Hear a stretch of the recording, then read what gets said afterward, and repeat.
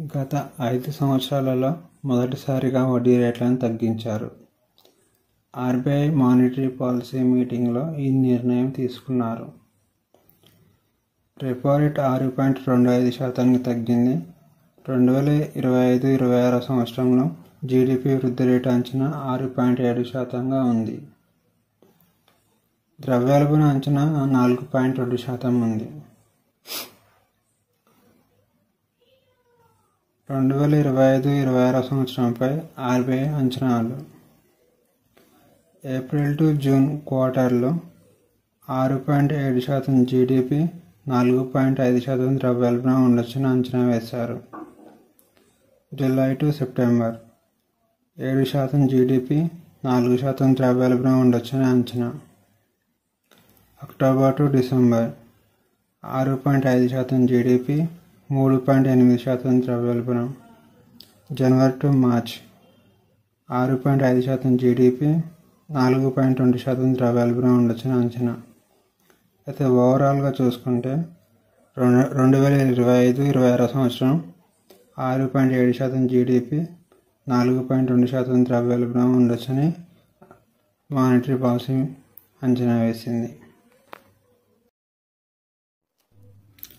వందే భారత్ రైలు ప్రయాణికులకు రైల్వే శాఖ కొత్త సదుపాయాన్ని తీసుకొచ్చింది. టికెట్ బుకింగ్ సమయంలో ఆహారానికి అదనంగా చెల్లించకపోయినా ఇకపై రైలు ప్రయాణ సమయంలో కొనుగోలు చేయవచ్చని తెలిపింది.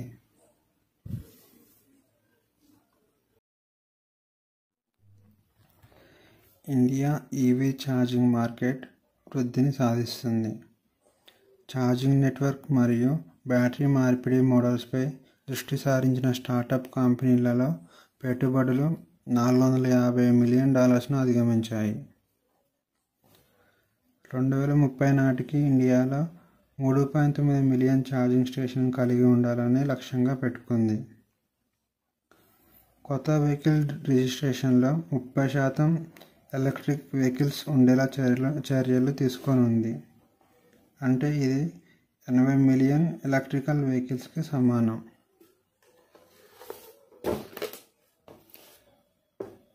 ఇండియాలో 2023-24 సంవత్సరంలో 6,586 స్టేషన్లు ఉన్నాయి. 2024-25 సంవత్సరంలో 12,146 స్టేషన్లు ఉన్నాయి. ఆల్మోస్ట్ డబల్ పెరిగాయి. అధికంగా మహారాష్ట్రలో 3,079, కర్ణాటకలో 1,041 స్టేషన్లలో మొదటి 2 స్థానాల్లో ఉన్నాయి.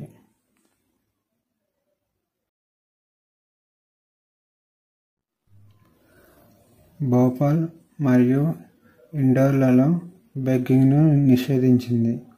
నిబంధనలు పాటించకపోతే జరిమానా, జైలు శిక్ష పడే అవకాశం ఉంది. బార్వాలా మరియు రాయ్పూర్లో ఉన్న కోళ్ల ఫామ్లో రాణిఖేట్ వ్యాధి తీవ్రంగా వ్యాప్తి చెందుతుంది. గత వారంలో సుమారు 150,000 కోళ్లు చనిపోయాయి. ఈ వ్యాధి పక్షులను మాత్రమే ప్రభావితం చేసే అంటువ్యాధి. ఊపిరి తీసుకునే వ్యవస్థను లక్ష్యంగా చేసుకుంటుంది మరియు గుడ్ల ఉత్పత్తిని తగ్గిస్తుంది. ఈ వ్యాధి తీవ్రమైతే 100% వరకు మరణాలు సంభవిస్తాయి.